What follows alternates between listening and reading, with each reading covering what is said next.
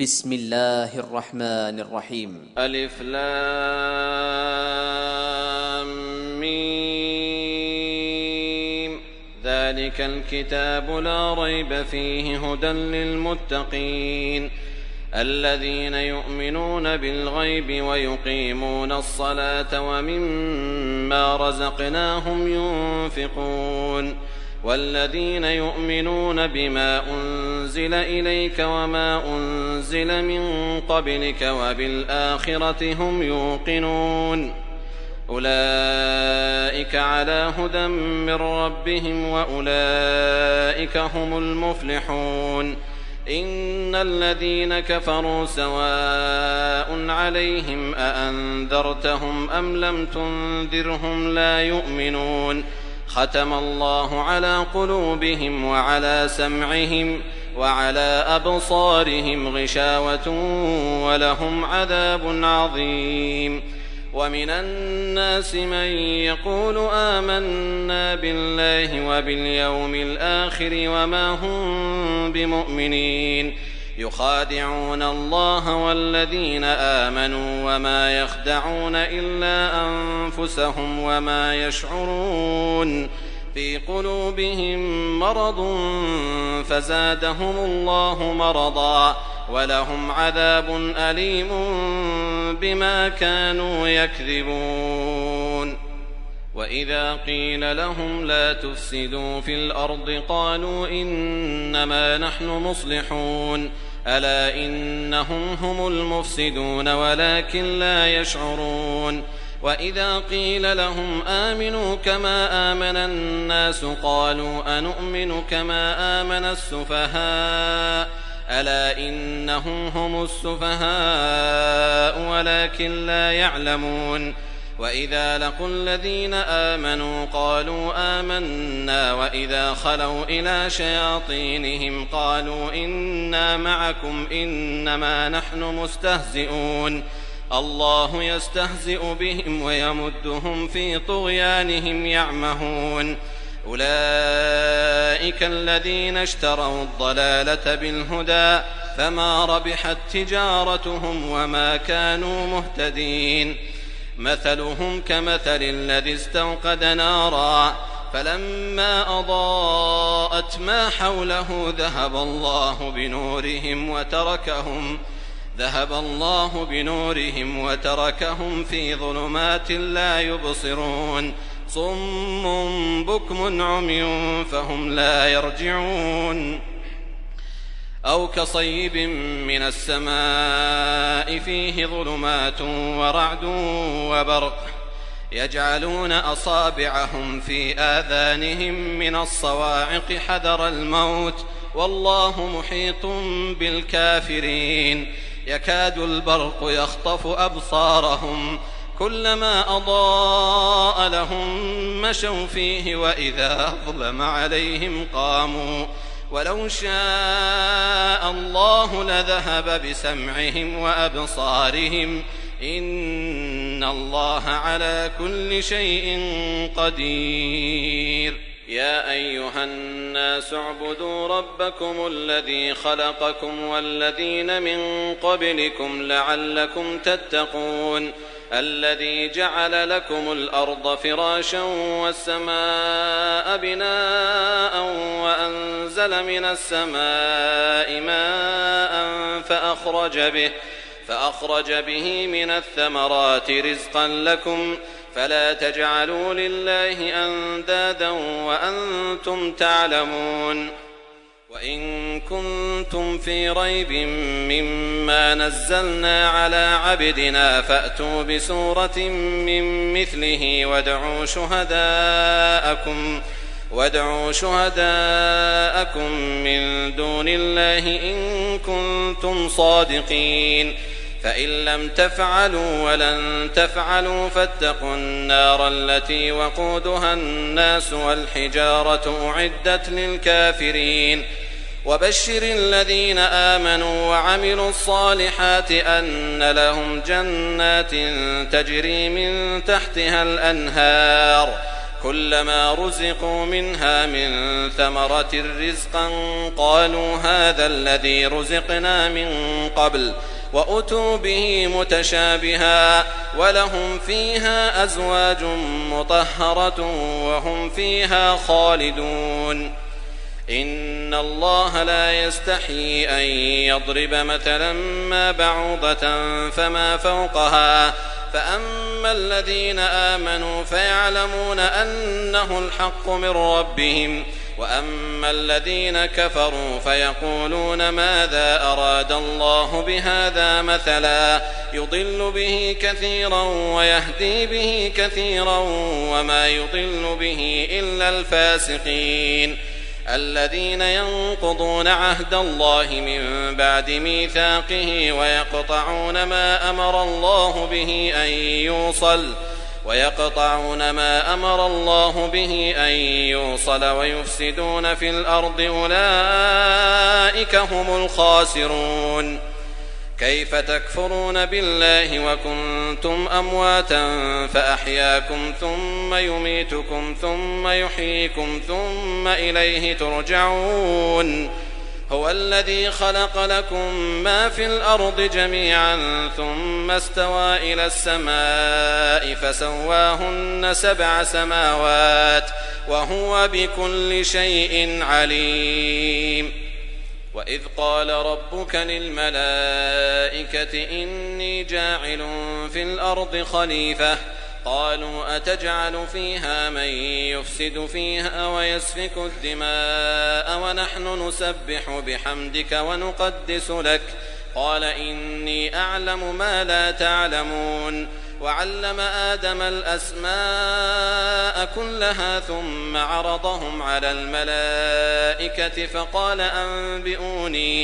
فقال أنبئوني بأسماء هؤلاء إن كنتم صادقين قالوا سبحانك لا علم لنا إلا ما علمتنا إنك أنت العليم الحكيم قال يا آدم أنبئهم بأسمائهم فلما أنبأهم بأسمائهم قال ألم أقل لكم إني أعلم غيب السماوات والأرض وأعلم ما تبدون وما كنتم تكتمون وإذ قلنا للملائكة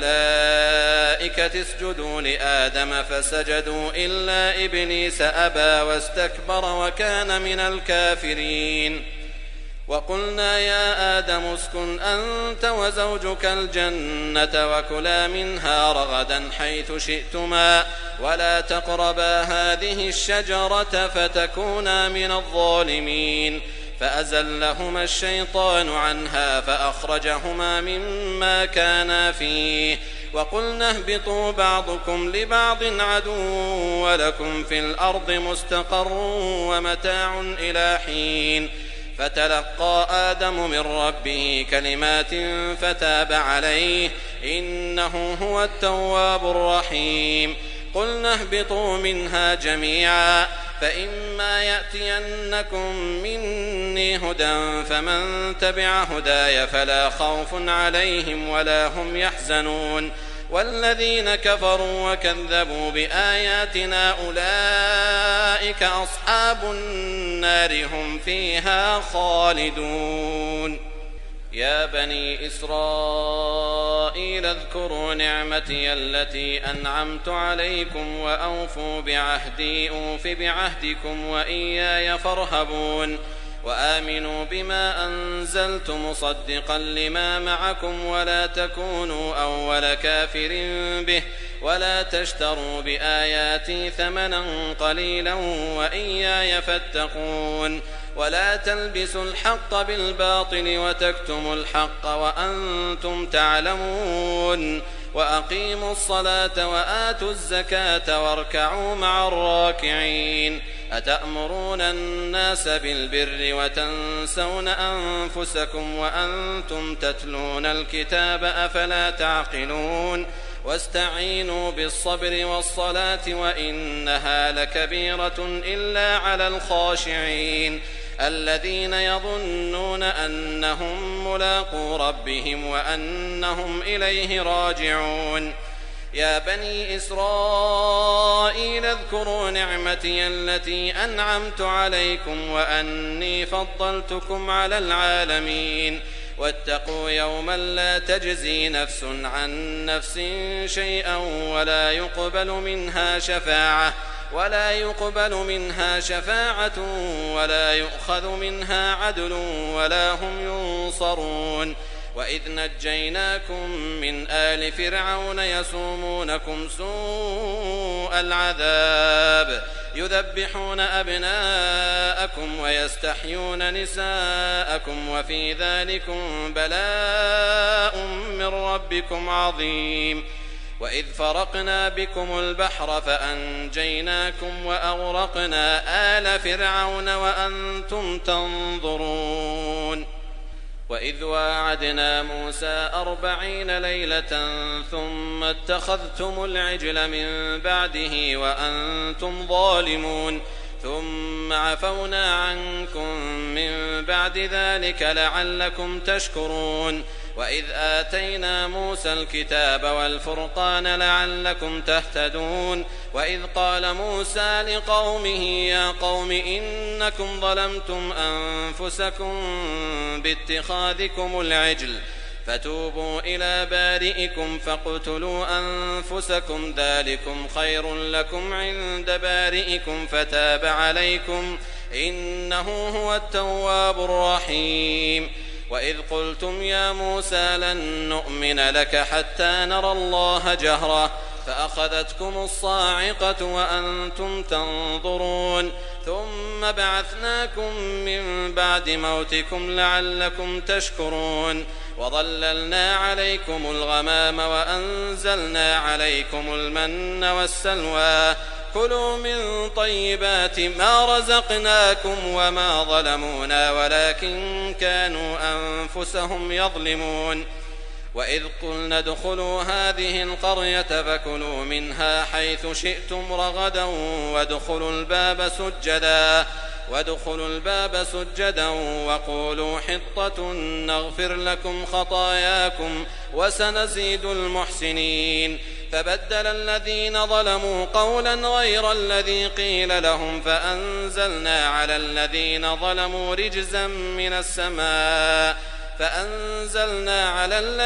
ظلموا رجزا من السماء بما كانوا يفسقون وإذ استسقى موسى لقومه فقلنا اضرب بعصاك الحجر فانفجرت منه 12 عينا قد علم كل أناس مشربهم كلوا واشربوا من رزق الله ولا تعثوا في الأرض مفسدين وإذ قلتم يا موسى لن نصبر على طعام واحد فادع لنا ربك يخرج لنا مما تنبت الأرض من بقلها وقثائها وفومها وعدسها وبصلها قال أتستبدلون الذي هو أدنى بالذي هو خير اهبطوا مصرا فإن لكم ما سألتم وضربت عليهم الذلة والمسكنة وباءوا بغضب من الله ذلك بأنهم كانوا يكفرون بآيات الله ويقتلون النبيين بغير الحق ذلك بما عصوا وكانوا يعتدون إن الذين آمنوا والذين هادوا والنصارى والصابئين من آمن بالله واليوم الآخر وعمل صالحا فلهم أجرهم عند ربهم ولا خوف عليهم ولا هم يحزنون وإذ أخذنا ميثاقكم ورفعنا فوقكم الطور خذوا ما آتيناكم بقوة واذكروا ما فيه لعلكم تتقون ثم توليتم من بعد ذلك فلولا فضل الله عليكم ورحمته لكنتم من الخاسرين ولقد علمتم الذين اعتدوا منكم في السبت فقلنا لهم كونوا قردة خاسئين فجعلناها نكالا لما بين يديها وما خلفها وموعظة للمتقين. وإذ قال موسى لقومه إن الله يأمركم أن تذبحوا بقرة قالوا أتتخذنا هزوا قال أعوذ بالله أن أكون من الجاهلين. قالوا ادع لنا ربك يبين لنا ما هي قال إنه يقول إنها بقرة لا فارض ولا بكر عوان بين ذلك فافعلوا ما تؤمرون. قالوا ادع لنا ربك يبين لنا ما لونها قال إنه يقول إنها بقرة صفراء فاقع لونها تسر الناظرين. قالوا ادع لنا ربك يبين لنا ما هي إن البقرة شابه علينا وإنا إن شاء الله لمهتدون. قال إنه يقول إنها بقرة لا ذلول تثير الأرض ولا تسقي الحرث مسلمة لا شية فيها. قالوا الآن جئت بالحق فذبحوها وما كادوا يفعلون. وإذ قتلتم نفسا فادارأتم فيها والله مخرج ما كنتم تكتمون. فقلنا اضربوه ببعضها كذلك يحيي الله الموتى ويريكم آياته لعلكم تعقلون. ثم قست قلوبكم من بعد ذلك فهي كالحجارة أو أشد قسوة وإن من الحجارة لما يتفجر منه الأنهار وإن منها لما يشقق فيخرج منه الماء وإن منها لما يهبط من خشية الله وما الله بغافل عما تعملون. أفتطمعون أن يؤمنوا لكم وقد كان فريق منهم يسمعون كلام الله ثم يحرفونه من بعد ما عقلوه وهم يعلمون. وإذا لقوا الذين آمنوا قالوا آمنا وإذا خلا بعضهم إلى بعض قالوا أتحدثونهم بما فتح الله عليكم ليحاجوكم به عند ربكم أفلا تعقلون. أولا يعلمون أن الله يعلم ما يسرون وما يعلنون. ومنهم أميون لا يعلمون الكتاب إلا أماني وإن هم إلا يظنون. فويل للذين يكتبون الكتاب بأيديهم ثم يقولون هذا من عند الله ليشتروا به ثمنا قليلا فويل لهم مما كتبت أيديهم وويل لهم مما يكسبون. وقالوا لن تمسنا النار إلا أياما معدودة قل أتخذتم عند الله عهدا فلن يخلف الله عهده أم تقولون على الله ما لا تعلمون. بلى من كسب سيئة وأحاطت به خطيئته فأولئك أصحاب النار هم فيها خالدون. والذين آمنوا وعملوا الصالحات أولئك أصحاب الجنة هم فيها خالدون. وإذ أخذنا ميثاق بني إسرائيل لا تعبدون إلا الله وبالوالدين إحسانا وذي القربى واليتامى والمساكين وقولوا للناس حسنا وأقيموا الصلاة وآتوا الزكاة ثم توليتم إلا قليلا منكم وأنتم معرضون. وإذ أخذنا ميثاقكم لا تسفكون دماءكم ولا تخرجون أنفسكم من دياركم ثم أقررتم وأنتم تشهدون. ثم أنتم هؤلاء تقتلون أنفسكم وتخرجون فريقا منكم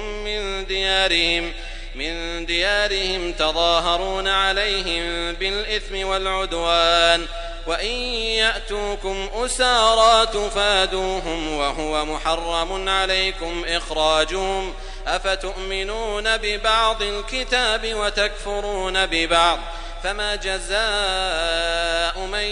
يفعل ذلك منكم إلا خزي في الحياة الدنيا ويوم القيامة يردون إلى أشد العذاب وما الله بغافل عما تعملون أولئك الذين اشتروا الحياة الدنيا بالآخرة فلا يخفف عنهم العذاب ولا هم ينصرون. ولقد آتينا موسى الكتاب وقفينا من بعده بالرسل وآتينا عيسى ابن مريم البينات وأيدناه بروح القدس أفكلما جاءكم رسول بما لا تهوى أنفسكم استكبرتم ففريقا كذبتم وفريقا تقتلون وقالوا قلوبنا غلف بل لعنهم الله بكفرهم فقليلا ما يؤمنون. ولما جاءهم كتاب من عند الله مصدق لما معهم وكانوا من قبل يستفتحون على الذين كفروا فلما جاءهم ما عرفوا كفروا به فلعنة الله على الكافرين. بئس ما اشتروا به أنفسهم أن يكفروا بما أنزل الله بغيا أن ينزل الله من فضله على من يشاء من عباده فباءوا بغضب على غضب وللكافرين عذاب مهين. وإذا قيل لهم آمنوا بما أنزل الله قالوا نؤمن بما أنزل علينا ويكفرون بما وراءه وهو الحق مصدقا لما معهم قل فلم تقتلون أنبياء الله من قبل إن كنتم مؤمنين.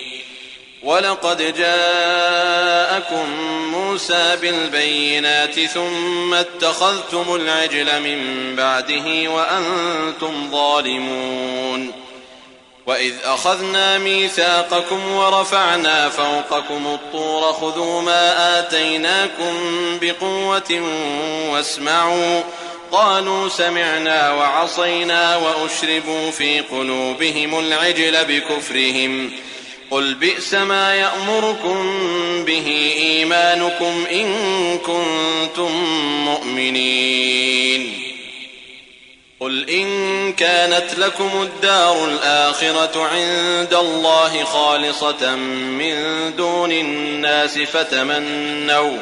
فتمنوا الموت إن كنتم صادقين ولن يتمنوه أبدا بما قدمت أيديهم والله عليم بالظالمين. ولتجدنهم أحرص الناس على حياة ومن الذين أشركوا يود أحدهم لو يعمر 1000 سنة وما هو بمزحزحه من العذاب أن يعمر والله بصير بما يعملون. قل من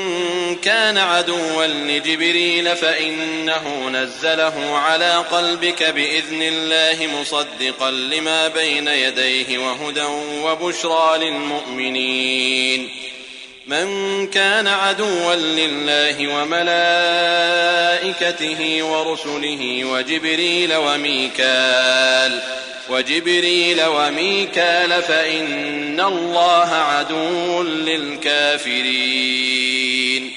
ولقد أنزلنا إليك آيات بينات وما يكفر بها إلا الفاسقون. أوكلما عاهدوا عهدا نبذه فريق منهم بل أكثرهم لا يؤمنون. ولما جاءهم رسول من عند الله مصدق لما معهم نبذ فريق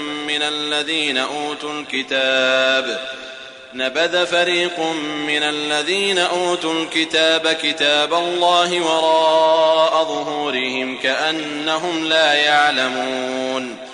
واتبعوا ما تتلو الشياطين على ملك سليمان وما كفر سليمان ولكن الشياطين كفروا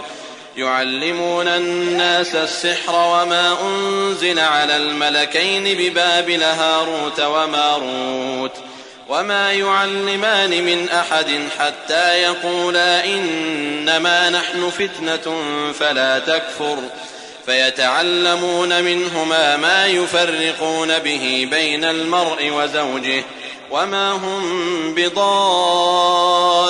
به من أحد إلا بإذن الله ويتعلمون ما يضرهم ولا ينفعهم ولقد علموا لمن اشتراه ما له في الآخرة من خلاق ولبئس ما شروا به أنفسهم لو كانوا يعلمون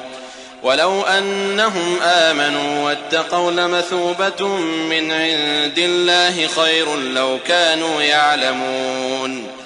يا أيها الذين آمنوا لا تقولوا راعنا وقولوا انظرنا واسمعوا وللكافرين عذاب أليم ما يود الذين كفروا من أهل الكتاب ولا المشركين أن ينزل عليكم من خير من ربكم والله يختص برحمته من يشاء والله ذو الفضل العظيم ما ننسخ من آية أو ننسها نأت بخير منها أو مثلها ألم تعلم أن الله على كل شيء قدير ألم تعلم أن الله له ملك السماوات والأرض وما لكم من دون الله من ولي ولا نصير أم تريدون أن تسألوا رسولكم كما سئل موسى من قبل ومن يتبدل الكفر بالإيمان فقد ضل سواء السبيل ود كثير من أهل الكتاب لو يردونكم من بعد إيمانكم كفارا حسدا من عند أنفسهم من بعد ما تبين لهم الحق فاعفوا واصفحوا حتى يأتي الله بأمره إن الله على كل شيء قدير وأقيموا الصلاة وآتوا الزكاة وما تقدموا لأنفسكم من خير تجدوه عند الله إن الله بما تعملون بصير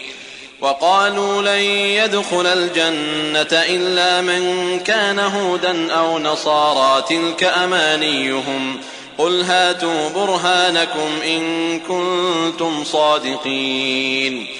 بلى من أسلم وجهه لله وهو محسن فله أجره عند ربه ولا خوف عليهم ولا هم يحزنون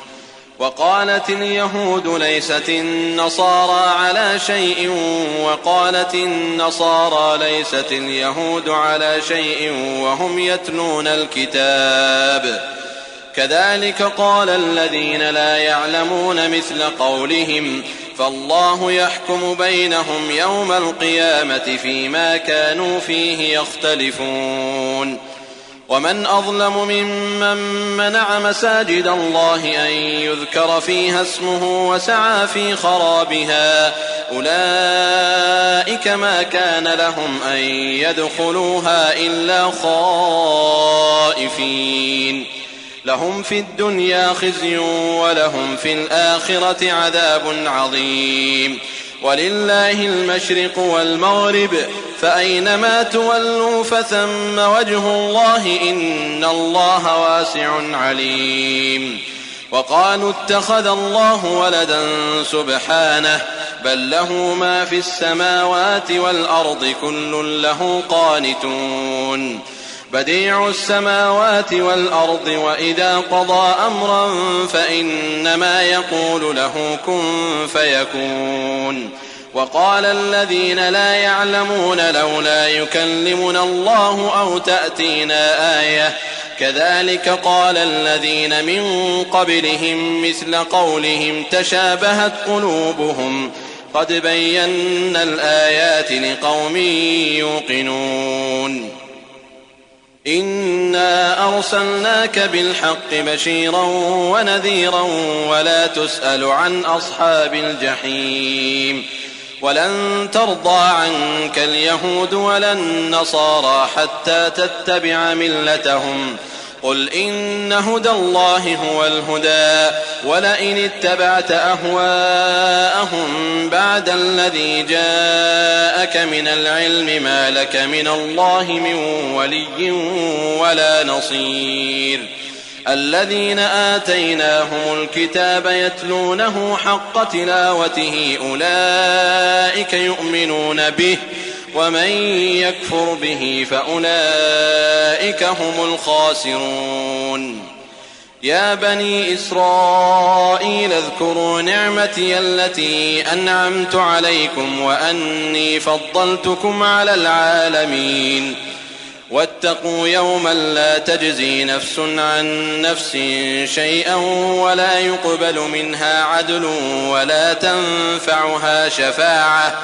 ولا يقبل منها عدل ولا تنفعها شفاعة ولا هم ينصرون وإذ ابتلى إبراهيم ربه بكلمات فأتمهن قال إني جاعلك للناس إماما قال ومن ذريتي قال لا ينال عهد الظالمين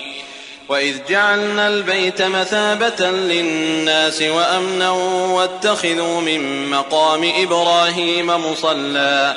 وعهدنا إلى إبراهيم وإسماعيل أن طهرا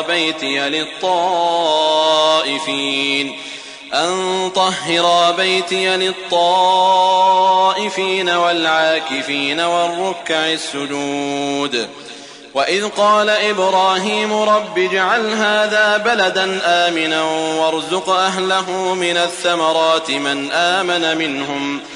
آمن منهم بالله واليوم الآخر قال ومن كفر فأمتعه قليلا ثم أضطره إلى عذاب النار وبئس المصير وإذ يرفع إبراهيم القواعد من البيت وإسماعيل ربنا تقبل منا إنك أنت السميع العليم ربنا واجعلنا مسلمين لك ومن ذريتنا أمة مسلمة لك وأرنا مناسكنا وتب علينا إنك أنت التواب الرحيم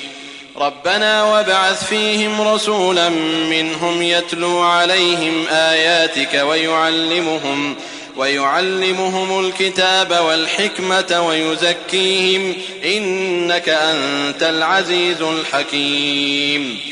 ومن يرغب عن ملة إبراهيم إلا من سفه نفسه ولقد اصطفيناه في الدنيا وإنه في الآخرة لمن الصالحين إذ قال له ربه أسلم قال أسلمت لرب العالمين ووصى بها إبراهيم بنيه ويعقوب يا بني إن الله اصطفى لكم الدين فلا تموتن إلا وأنتم مسلمون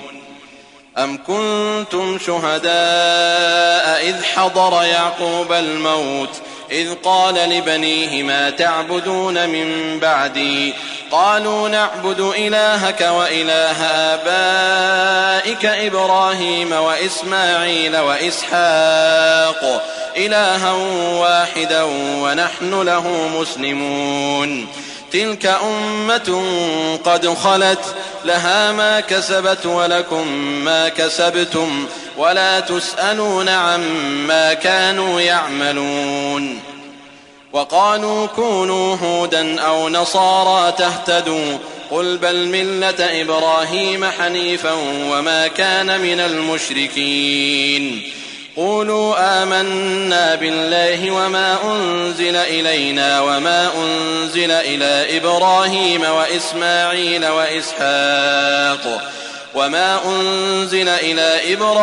وإسماعيل وإسحاق ويعقوب والأسباط وما أوتي موسى وعيسى وما أوتي النبيون من ربهم لا نفرق بين أحد منهم ونحن له مسلمون.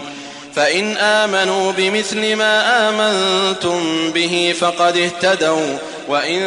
تولوا فإنما هم في شقاق فسيكفيكهم الله وهو السميع العليم. صبغة الله ومن أحسن من الله صبغة ونحن له عابدون.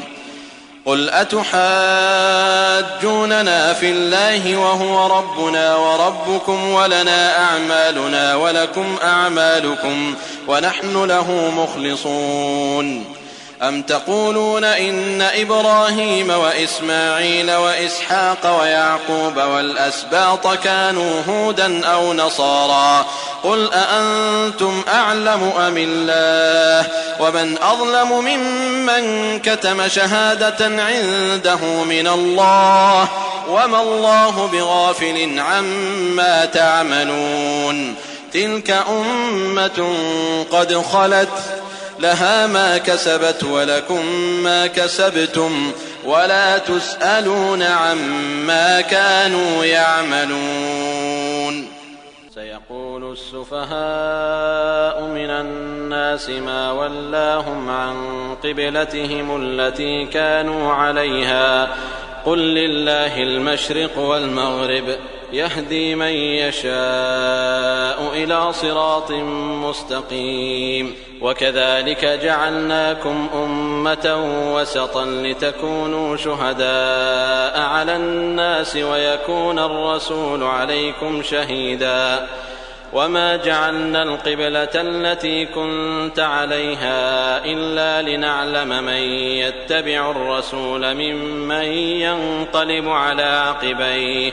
وإن كانت لكبيرة إلا على الذين هدى الله وما كان الله ليضيع إيمانكم إن الله بالناس لرؤوف رحيم. قد نرى تقلب وجهك في السماء فلنولينك قبلة ترضاها فول وجهك شطر المسجد الحرام وحيث ما كنتم فولوا وجوهكم شطره وإن الذين أوتوا الكتاب ليعلمون أنه الحق من ربهم وما الله بغافل عما يعملون. ولئن أتيت الذين أوتوا الكتاب بكل آية ما تبعوا قبلتك وما أنت بتابع قبلتهم وما بعضهم بتابع قبلة بعض ولئن اتبعت أهواءهم من بعد ما جاءك من العلم إنك إذا لمن الظالمين. الذين آتيناهم الكتاب يعرفونه كما يعرفون أبناءهم وإن فريقا منهم ليكتمون الحق وهم يعلمون. الحق من ربك فلا تكونن من الممترين. ولكل وجهة هو موليها فاستبقوا الخيرات أينما تكونوا يأت بكم الله جميعا إن الله على كل شيء قدير. ومن حيث خرجت فول وجهك شطر المسجد الحرام وإنه للحق من ربك وما الله بغافل عما تعملون. ومن حيث خرجت فول وجهك شطر المسجد الحرام وحيث ما كنتم فولوا وجوهكم شطره لئلا يكون للناس عليكم حجة إلا الذين ظلموا منهم فلا تخشوهم واخشوني ولأتم نعمتي عليكم ولعلكم تهتدون كما أرسلنا فيكم رسولا منكم يتلو عليكم آياتنا ويزكيكم ويعلمكم الكتاب والحكمة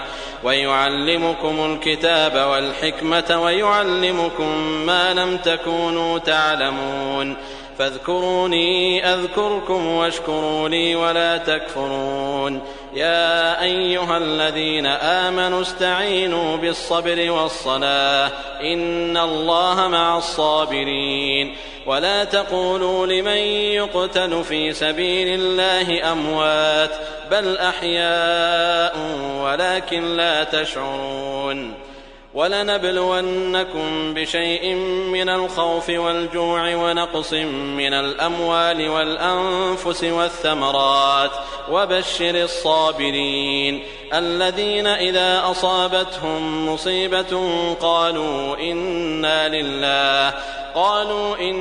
لله وإنا إليه راجعون أولئك عليهم صلوات من ربهم ورحمة وأولئك هم المهتدون إن الصفا والمروة من شعائر الله فمن حج البيت أو اعتمر فلا جناح عليه أن يطوف بهما ومن تطوع خيرا فإن الله شاكر عليم إن الذين يكتمون ما أنزلنا من البينات والهدى من بعد ما بيناه للناس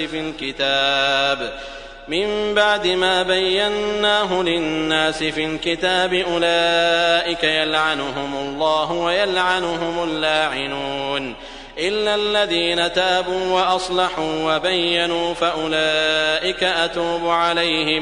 فأولئك أتوب عليهم وأنا التواب الرحيم إن الذين كفروا وماتوا وهم كفار أولئك عليهم لعنة الله والملائكة والناس أجمعين خالدين فيها لا يخفف عنهم العذاب ولا هم ينظرون وإلهكم إله واحد لا إله إلا هو الرحمن الرحيم إن في خلق السماوات والأرض واختلاف الليل والنهار والفلك التي تجري في البحر بما ينفع الناس وما أنزل الله من السماء من ماء فأحيا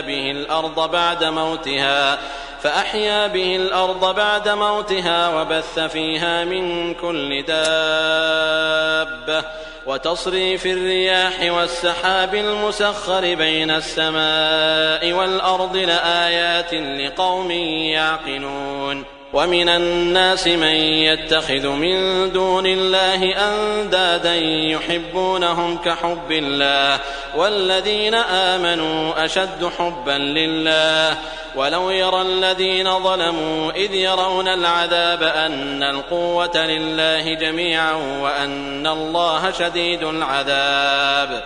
إذ تبرأ الذين اتبعوا من الذين اتبعوا ورأوا العذاب وتقطعت بهم الأسباب وقال الذين اتبعوا لو أن لنا كرة فنتبرأ منهم كما تبرأوا منا كذلك يريهم الله أعمالهم حسرات عليهم وما هم بخارجين من النار يا أيها الناس كلوا مما في الأرض حلالا طيبا ولا تتبعوا خطوات الشيطان إنه لكم عدو مبين إنما يأمركم بالسوء والفحشاء وأن تقولوا على الله ما لا تعلمون وإذا قيل لهم اتبعوا ما أنزل الله قالوا بل نتبع ما ألفينا عليه آباءنا أولو كان آباؤهم لا يعقلون شيئا ولا يهتدون ومثل الذين كفروا كمثل الذي ينعق بما لا يسمع إلا دعاء ونداء صم بكم عمي فهم لا يعقلون يا أيها الذين آمنوا كلوا من طيبات ما رزقناكم واشكروا لله إن كنتم إياه تعبدون إنما حرم عليكم الميتة والدم ولحم الخنزير وما أهل به لغير الله فمن اضطر غير باغ ولا عاد فلا إثم عليه إن الله غفور رحيم إن الذين يكتمون ما أنزل الله من الكتاب ويشترون به ثمنا قليلا أولئك ما يأكلون في بطونهم إلا النار ولا يكلمهم الله يوم القيامة ولا يزكيهم ولهم عذاب أليم أولئك الذين اشتروا الضلالة بالهدى والعذاب بالمغفرة فما أصبرهم على النار ذلك بأن الله نزل الكتاب بالحق وإن الذين اختلفوا في الكتاب لفي شقاق بعيد ليس البر أن تولوا وجوهكم قبل المشرق والمغرب ولكن البر من آمن بالله واليوم الآخر والملائكة والكتاب والنبيين وآتى المال على حبه ذوي القربى واليتامى والمساكين وابن السبيل والسائلين وفي الرقاب وأقام الصلاة وآتى الزكاة والموفون بعهدهم إذا عاهدوا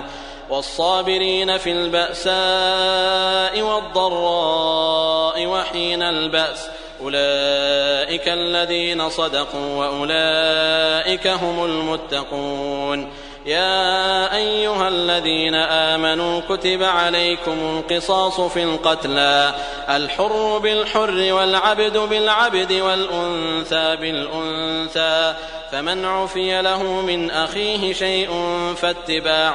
بالمعروف وأداء إليه بإحسان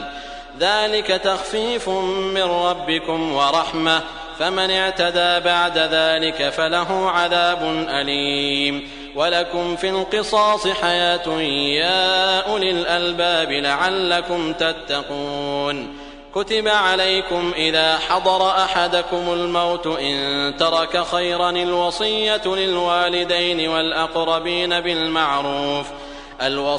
للوالدين والأقربين بالمعروف حقا على المتقين فمن بدله بعدما سمعه فإنما إثمه على الذين يبدلونه إن الله سميع عليم فمن خاف من موص جنفا أو إثما فأصلح بينهم فلا إثم عليه إن الله غفور رحيم يا أيها الذين آمنوا كتب عليكم الصيام كما كتب على الذين من قبلكم لعلكم تتقون أياما معدودات فمن كان منكم مريضا أو على سفر فعدة من أيام أخر وعلى الذين يطيقونه فدية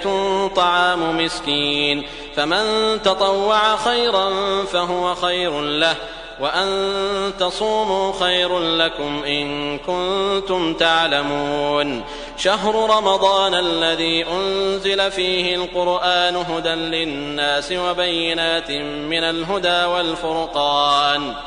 فمن شهد منكم الشهر فليصم ومن كان مريضا أو على سفر فعدة من أيام أخر يريد الله بكم اليسر ولا يريد بكم العسر ولتكملوا العدة ولتكبروا الله على ما هداكم ولعلكم تشكرون وإذا سألك عبادي عني فإني قريب أجيب دعوة الداع إذا دعان فليستجيبوا لي وليؤمنوا بي لعلهم يرشدون أحل لكم ليلة الصيام الرفث إلى نسائكم هن لباس لكم وأنتم لباس لهن علم الله أنكم كنتم تختانون أنفسكم فتاب عليكم وعفى عنكم، فالآن باشروهن وابتغوا ما كتب الله لكم، وكلوا واشربوا حتى يتبين لكم الخيط الأبيض من الخيط الأسود من الفجر، ثم أتموا الصيام إلى الليل، ولا تباشروهن وأنتم عاكفون في المساجد، تلك حدود الله فلا تقربوها، كذلك يبين الله آياته للناس لعلهم يتقون. ولا تأكلوا أموالكم بينكم بالباطل وتدلوا بها إلى الحكام لتأكلوا فريقا من أموال الناس بالإثم وأنتم تعلمون. يسألونك عن الأهلة، قل هي مواقيت للناس والحج، وليس البر بأن تأتوا البيوت من ظهورها، ولكن البر من اتقى، وأتوا البيوت من أبوابها، واتقوا الله لعلكم تفلحون. وقاتلوا في سبيل الله الذين يقاتلونكم ولا تعتدوا، إن الله لا يحب المعتدين. واقتلوهم حيث ثقفتموهم وأخرجوهم من حيث أخرجوكم، والفتنة أشد من القتل. ولا تقاتلوهم عند المسجد الحرام حتى يقاتلوكم فيه، فإن قاتلوكم فاقتلوهم، كذلك جزاء الكافرين. فإن انتهوا فإن الله غفور رحيم. وقاتلوهم حتى لا تكون فتنة ويكون الدين لله، فإن انتهوا فلا عدوان إلا على الظالمين. الشهر الحرام بالشهر الحرام والحرمات قصاص، فمن اعتدى عليكم فاعتدوا عليه بمثل ما اعتدى عليكم، واتقوا الله واعلموا أن الله مع المتقين. وأنفقوا في سبيل الله ولا تلقوا بأيديكم إلى التهلكة وأحسنوا، إن الله يحب المحسنين. وأتموا الحج والعمرة لله، فإن أحصرتم فما استيسر من الهدي، ولا تحلقوا رؤوسكم حتى يبلغ الهدي محله، فمن كان منكم مريضا أو به أذى من رأسه ففدية من صيام أو صدقة أو نسك، فإذا أمنتم فمن تمتع بالعمرة إلى الحج فما استيسر من الهدي، فمن لم يجد فصيام 3 أيام في الحج و7 إذا رجعتم، تلك 10 كاملة، ذلك لمن لم يكن أهله حاضر المسجد الحرام. واتقوا الله واعلموا أن الله شديد العقاب. الحج أشهر معلومات، فمن فرض فيهن الحج فلا رفث ولا فسوق ولا جدال في الحج، وما تفعلوا من خير يعلمه الله، وتزودوا فإن خير الزاد التقوى، واتقون يا أولي الألباب. ليس عليكم جناح أن تبتغوا فضلا من ربكم، فإذا أفضتم من عرفات فاذكروا الله عند المشعر الحرام، واذكروه كما هداكم، وإن كنتم من قبله لمن الضالين. ثم أفيضوا من حيث أفاض الناس واستغفروا الله، إن الله غفور رحيم. فإذا قضيتم مناسككم فاذكروا الله كذكركم آباءكم أو أشد ذكرا، فمن الناس من يقول ربنا آتنا في الدنيا وما له في الآخرة من خلاق، ومنهم من يقول ربنا آتنا في الدنيا حسنة وفي الآخرة حسنة وقنا عذاب النار. أولئك لهم نصيب مما كسبوا والله سريع الحساب. واذكروا الله في أيام معدودات فمن تعجل في يومين فلا إثم عليه ومن تأخر فلا إثم عليه لمن اتقى واتقوا الله واعلموا أنكم إليه تحشرون. ومن الناس من يعجبك قوله في الحياة الدنيا ويشهد الله على ما في قلبه وهو ألد الخصام وإذا تولى سعى في الأرض ليفسد فيها ويهلك الحرث والنسل والله لا يحب الفساد. وإذا قيل له اتق الله أخذته العزة بالإثم فحسبه جهنم ولبئس المهاد. ومن الناس من يشري نفسه ابتغاء مرضات الله والله رؤوف بالعباد. يا أيها الذين آمنوا ادخلوا في السلم كافة ولا تتبعوا خطوات الشيطان إنه لكم عدو مبين. فإن زللتم من بعد ما جاءتكم البينات فاعلموا أن الله عزيز حكيم. هل ينظرون إلا أن يأتيهم الله في ظلل من الغمام والملائكة وقضي الأمر وإلى الله ترجع الأمور. سل بني إسرائيل كم آتيناهم من آية بينة ومن يبدل نعمة الله من بعد ما جاءته فإن الله شديد العقاب. زين للذين كفروا الحياة الدنيا ويسخرون من الذين آمنوا والذين اتقوا فوقهم يوم القيامة والله يرزق من يشاء بغير حساب. كان الناس أمة واحدة فبعث الله النبيين مبشرين ومنذرين وأنزل معهم الكتاب بالحق ليحكم بين الناس فيما اختلفوا فيه وما اختلف فيه إلا الذين أوتوه من بعد ما جاءتهم البينات بغيا بينهم فهدى الله الذين آمنوا لما اختلفوا فيه من الحق بإذنه والله يهدي من يشاء إلى صراط مستقيم. أم حسبتم أن تدخلوا الجنة ولما يأتكم مثل الذين خلوا من قبلكم مستهم البأساء والضراء وزلزلوا حتى يقول الرسول والذين آمنوا معه متى نصر الله ألا إن نصر الله قريب. يسألونك ماذا ينفقون قل ما أنفقتم من خير فللوالدين والأقربين واليتامى والمساكين وابن السبيل وما تفعلوا من خير فإن الله به عليم. كتب عليكم القتال وهو كره لكم وعسى أن تكرهوا شيئا وهو خير لكم وعسى أن تحبوا شيئا وهو شر لكم والله يعلم وأنتم لا تعلمون. يسألونك عن الشهر الحرام قتال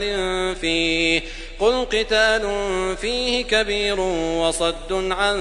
سبيل الله وكفر به والمسجد الحرام وإخراج أهله منه أكبر عند الله والفتنة أكبر من القتل ولا يزالون يقاتلونكم حتى يردوكم عن دينكم إن استطاعوا ومن يرتدد منكم عن دينه فيمت وهو كافر فأولئك حبطت أعمالهم في الدنيا والآخرة وأولئك أصحاب النار هم فيها خالدون. إن الذين آمنوا والذين هاجروا وجاهدوا في سبيل الله أولئك يرجون رحمة الله والله غفور رحيم. يسألونك عن الخمر والميسر قل فيهما إثم كبير ومنافع للناس وإثمهما أكبر من نفعهما ويسألونك ماذا ينفقون قل العفو كذلك يبين الله لكم الآيات لعلكم تتفكرون في الدنيا والآخرة. ويسألونك عن اليتامى قل إصلاح لهم خير وإن تخالطوهم فإخوانكم والله يعلم المفسد من المصلح ولو شاء الله لأعنتكم إن الله عزيز حكيم. ولا تنكحوا المشركات حتى يؤمن ولأمة مؤمنة خير من مشركة ولو أعجبتكم ولا تنكحوا المشركين حتى يؤمنوا ولعبد مؤمن خير من مشرك ولو أعجبكم أولئك يدعون إلى النار والله يدعو إلى الجنة والمغفرة بإذنه ويبين آياته للناس لعلهم يتذكرون. ويسألونك عن المحيض قل هو أذى فاعتزلوا النساء في المحيض ولا تقربوهن حتى يطهرن فإذا تطهرن فأتوهن من حيث أمركم الله إن الله يحب التوابين ويحب المتطهرين. نساؤكم حرث لكم فأتوا حرثكم أنى شئتم وقدموا لأنفسكم واتقوا الله واعلموا أنكم ملاقوه وبشر المؤمنين. ولا تجعلوا الله عرضة لأيمانكم أن تبروا وتتقوا وتصلحوا بين الناس والله سميع عليم. لا يؤاخذكم الله باللغو في أيمانكم ولكن يؤاخذكم بما كسبت قلوبكم والله غفور حليم. للذين يؤلون من نسائهم تربص 4 أشهر فإن فاءوا فإن الله غفور رحيم. وإن عزموا الطلاق فإن الله سميع عليم. والمطلقات يتربصن بأنفسهن 3 قروء ولا يحل لهن أن يكتمن ما خلق الله في أرحامهن إن كن يؤمن بالله واليوم الآخر وبعولتهن أحق بردهن في ذلك إن أرادوا إصلاحا ولهن مثل الذي عليهن بالمعروف وللرجال عليهن درجة والله عزيز حكيم. الطلاق 2 فإمساك بمعروف أو تسريح بإحسان. ولا يحل لكم أن تأخذوا مما آتيتموهن شيئا إلا أن يخافا ألا يقيما حدود الله فإن خفتم ألا يقيما حدود الله فلا جناح عليهما فيما افتدت به تلك حدود الله فلا تعتدوها ومن يتعد حدود الله فأولئك هم الظالمون. فإن طلقها فلا تحل له من بعد حتى تنكح زوجا غيره فإن طلقها فلا جناح عليهما أن يتراجعا إن ظنا أن يقيما حدود الله وتلك حدود الله يبينها لقوم يعلمون. وإذا طلقتم النساء فبلغن أجلهن فأمسكوهن بمعروف أو سرحوهن بمعروف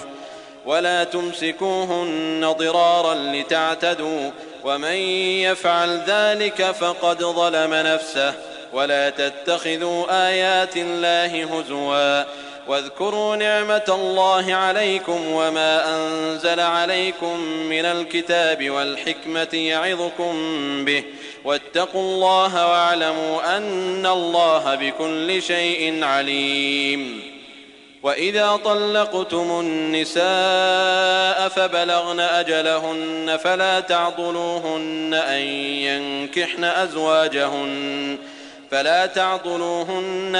ينكحن أزواجهن إذا تراضوا بينهم بالمعروف. ذلك يوعظ به من كان منكم يؤمن بالله واليوم الآخر. ذلكم أزكى لكم وأطهر والله يعلم وأنتم لا تعلمون. والوالدات يرضعن أولادهن حولين كاملين لمن أراد أن يتم الرضاعة وعلى المولود له رزقهن وكسوتهن بالمعروف. لا تكلف نفس إلا وسعها. لا تضار والدة بولدها ولا مولود له بولده وعلى الوارث مثل ذلك فإن أرادا فصالا عن تراض منهما وتشاور فلا جناح عليهما.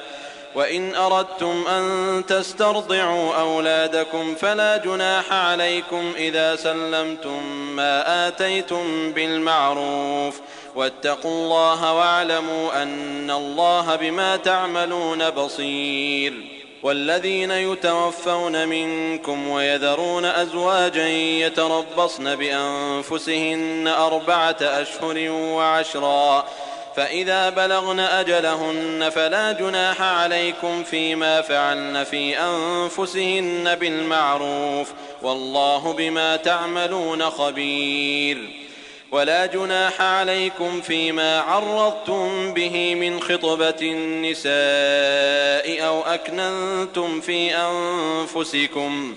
علم الله أنكم ستذكرونهن ولكن لا تواعدوهن سرا إلا أن تقولوا قولا معروفا.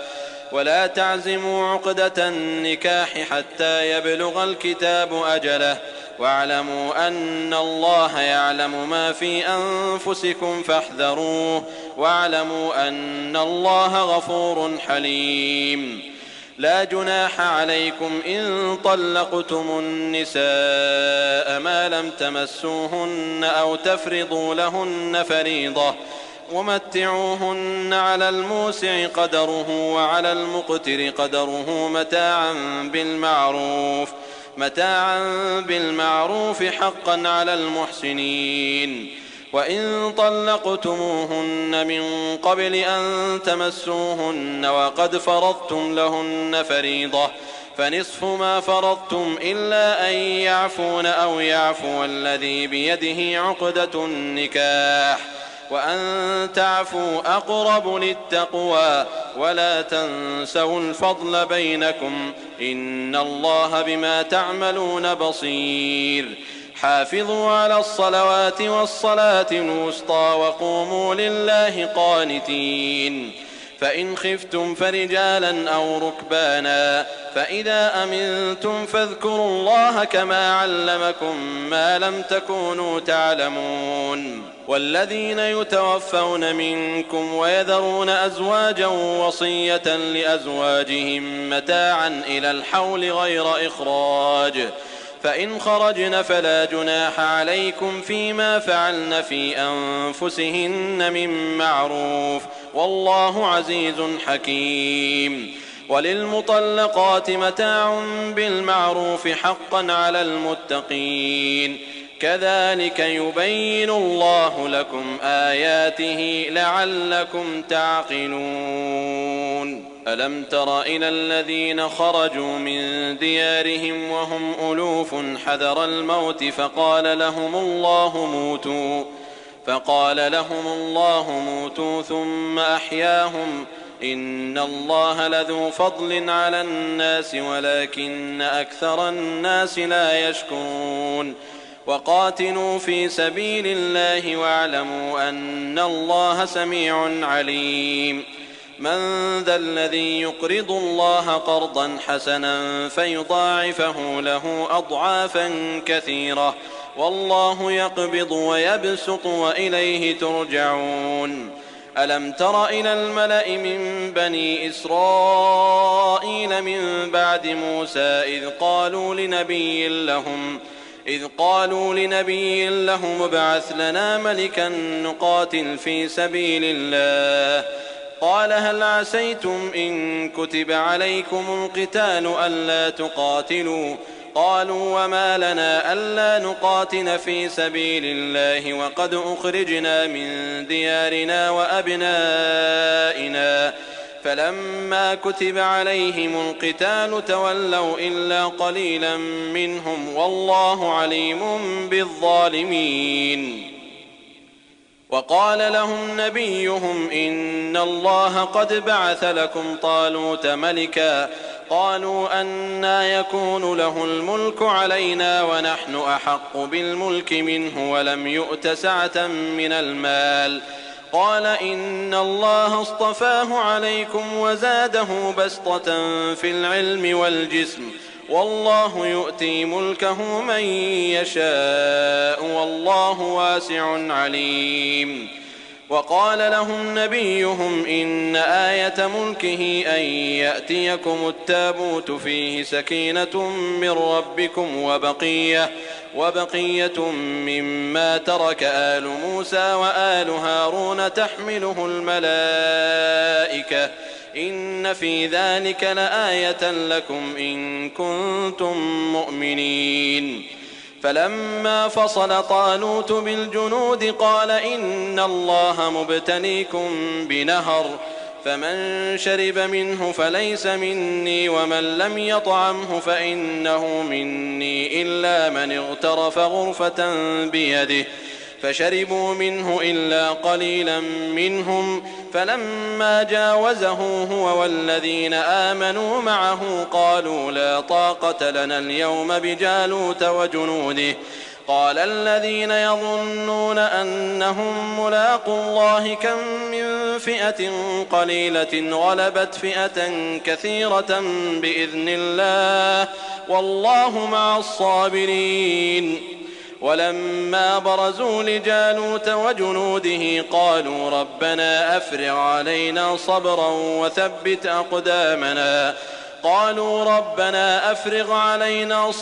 وثبت أقدامنا وانصرنا على القوم الكافرين. فهزموهم بإذن الله وقتل داود جالوت وآتاه الله الملك والحكمة وعلمه مما يشاء ولولا دفع الله الناس بعضهم ببعض لفسدت الأرض ولكن الله ذو فضل على العالمين. تلك آيات الله نتلوها عليك بالحق وإنك لمن المرسلين. تلك الرسل فضلنا بعضهم على بعض منهم من كلم الله ورفع بعضهم درجات وآتينا عيسى ابن مريم البينات وأيدناه بروح القدس ولو شاء الله ما اقتتل الذين من بعدهم من بعد ما جاءتهم البينات ولكن اختلفوا فمنهم من آمن ومنهم من كفر ولو شاء الله ما اقتتلوا ولكن الله يفعل ما يريد. يا أيها الذين آمنوا أنفقوا مما رزقناكم من قبل أن يأتي يوم لا بيع فيه ولا خلة ولا شفاعة والكافرون هم الظالمون. الله لا إله إلا هو الحي القيوم لا تأخذه سنة ولا نوم له ما في السماوات وما في الأرض من ذا الذي يشفع عنده إلا بإذنه يعلم ما بين أيديهم وما خلفهم ولا يحيطون بشيء من علمه إلا بما شاء وسع كرسيه السماوات والأرض ولا يؤوده حفظهما وهو العلي العظيم. لا إكراه في الدين قد تبين الرشد من الغي فمن يكفر بالطاغوت ويؤمن بالله فقد استمسك بالعروة الوثقى لا انفصام لها والله سميع عليم. الله ولي الذين آمنوا يخرجهم من الظلمات إلى النور والذين كفروا أولياؤهم الطاغوت يخرجونهم من النور إلى الظلمات أولئك أصحاب النار هم فيها خالدون. ألم تر إلى الذي حاج إبراهيم في ربه أن آتاه الله الملك إذ قال إبراهيم ربي الذي يحيي ويميت قال أنا أحيي وأميت قال إبراهيم فإن الله يأتي بالشمس من المشرق فأت بها من المغرب فبهت الذي كفر والله لا يهدي القوم الظالمين. أو كالذي مر على قرية وهي خاوية على عروشها قال أنى يحيي هذه الله بعد موتها فأماته الله 100 عام ثم بعثه قال كم لبثت قال لبثت يوما أو بعض يوم قال بل لبثت 100 عام فانظر إلى طعامك وشرابك لم يتسنه وانظر إلى حمارك ولنجعلك آية للناس وانظر إلى العظام كيف ننشزها ثم نكسوها لحما فلما تبين له قال أعلم أن الله على كل شيء قدير.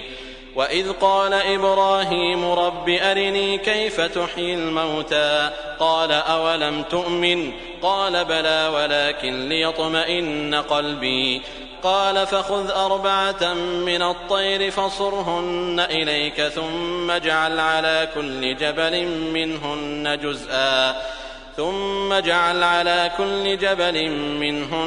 جزءا ثم ادعهن يأتينك سعيا واعلم أن الله عزيز حكيم. مثل الذين ينفقون أموالهم في سبيل الله كمثل حبة أنبتت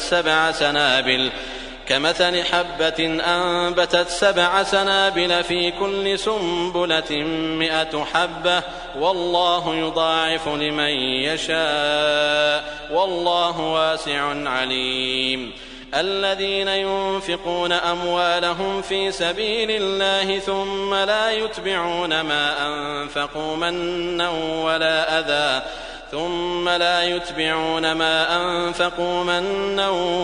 أذى لهم أجرهم عند ربهم ولا خوف عليهم ولا هم يحزنون. قول معروف ومغفرة خير من صدقة يتبعها أذى والله غني حليم. يا أيها الذين آمنوا لا تبطلوا صدقاتكم بالمن والأذى كالذي ينفق ماله رئاء الناس ولا يؤمن بالله واليوم الآخر فمثله كمثل صفوان عليه تراب فأصابه وابل فتركه صلدا لا يقدرون على شيء مما كسبوا والله لا يهدي القوم الكافرين. ومثل الذين ينفقون أموالهم ابتغاء مرضات الله وتثبيتا من أنفسهم كمثل جنة بربوة أصابها وابل فآتت أكلها ضعفين فإن لم يصبها وابل فطل والله بما تعملون بصير. أيود أحدكم أن تكون له جنة من نخيل وأعناب تجري من تحتها الأنهار له فيها من كل الثمرات وأصابه الكبر وله ذرية ضعفاء فأصابها إعصار فيه نار فاحترقت كذلك يبين الله لكم الآيات لعلكم تتفكرون. يا أيها الذين آمنوا أنفقوا من طيبات ما كسبتم ومما أخرجنا لكم من الأرض ولا تيمموا الخبيث منه تنفقون ولستم بآخذيه إلا أن تغمضوا فيه واعلموا أن الله غني حميد. الشيطان يعدكم الفقر ويأمركم بالفحشاء والله يعدكم مغفرة منه وفضلا والله واسع عليم. يؤتي الحكمة من يشاء ومن يؤت الحكمة فقد أوتي خيرا كثيرا وما يذكر إلا أولو الألباب. وما أنفقتم من نفقة أو نذرتم من نذر فإن الله يعلمه وما للظالمين من أنصار. إن تبدوا الصدقات فنعما هي وإن تخفوها وتؤتوها الفقراء فهو خير لكم ويكفر عنكم من سيئاتكم والله بما تعملون خبير. ليس عليك هداهم ولكن الله يهدي من يشاء وما تنفقوا من خير فلأنفسكم وما تنفقون إلا ابتغاء وجه الله وما تنفقوا من خير يوفى إليكم وأنتم لا تظلمون. للفقراء الذين أحصروا في سبيل الله لا يستطيعون ضربا في الأرض يحسبهم الجاهل أغنياء من التعفف تعرفهم بسيماهم لا يسألون الناس إلحافا وما تنفقوا من خير فإن الله به عليم. الذين ينفقون أموالهم بالليل والنهار سرا وعلانية فلهم أجرهم عند ربهم ولا خوف عليهم ولا هم يحزنون. الذين يأكلون الربا لا يقومون إلا كما يقوم الذي يتخبطه الشيطان من المس ذلك بأنهم قالوا إنما البيع مثل الربا وأحل الله البيع وحرم الربا فمن جاءه موعظة من ربه فانتهى فله ما سلف وأمره إلى الله ومن عاد فأولئك أصحاب النار هم فيها خالدون. يمحق الله الربا ويربي الصدقات والله لا يحب كل كفار أثيم. إن الذين آمنوا وعملوا الصالحات وأقاموا الصلاة وآتوا الزكاة لهم أجرهم عند ربهم ولا خوف عليهم ولا هم يحزنون. يا أيها الذين آمنوا اتقوا الله وذروا ما بقي من الربا إن كنتم مؤمنين فإن لم تفعلوا فأذنوا بحرب من الله ورسوله وإن تبتم فلكم رؤوس أموالكم لا تظلمون ولا تظلمون. وإن كان ذو عسرة فنظرة إلى ميسرة وأن تصدقوا خير لكم إن كنتم تعلمون. واتقوا يوما ترجعون فيه إلى الله ثم توفى كل نفس ما كسبت وهم لا يظلمون. يا أيها الذين آمنوا إذا تداينتم بدين إلى أجل مسمى فاكتبوه وليكتب بينكم كاتب بالعدل ولا يأب كاتب أن يكتب كما علمه الله فليكتب وليملل الذي عليه الحق وليتق الله ربه ولا يبخس منه شيئا فإن كان الذي عليه الحق سفيها أو ضعيفا أو لا يستطيع أن يمل هو فليملل وليه بالعدل واستشهدوا شهيدين من رجالكم فإن لم يكونا رجلين فرجل وامرأتان ممن ترضون من الشهداء أن تضل إحداهما فتذكر إحداهما الأخرى ولا يأبى الشهداء إذا ما دعوا ولا تسأموا أن تكتبوه صغيرا أو كبيرا إلى أجله ذلكم أقسط عند الله وأقوم للشهادة وأدنى ألا ترتابوا إلا أن تكون تجارة حاضرة تديرونها بينكم فليس عليكم جناح ألا تكتبوها وأشهدوا إذا تبايعتم ولا يضار كاتب ولا شهيد وإن تفعلوا فإنه فسوق بكم واتقوا الله ويعلمكم الله والله بكل شيء عليم وإن كنتم على سفر ولم تجدوا كاتبا فرهان مقبوضة فإن أمن بعضكم بعضا فليؤد الذي ائتمن أمانته وليتق الله ربه ولا تكتموا الشهادة ومن يكتمها فإنه آثم قلبه والله بما تعملون عليم لله ما في السماوات وما في الأرض وإن تبدوا ما في أنفسكم أو تخفوه يحاسبكم به الله فيغفر لمن يشاء ويعذب من يشاء والله على كل شيء قدير آمن الرسول بما أنزل إليه من ربه والمؤمنون كل آمن بالله وملائكته وكتبه ورسله لا نفرق بين أحد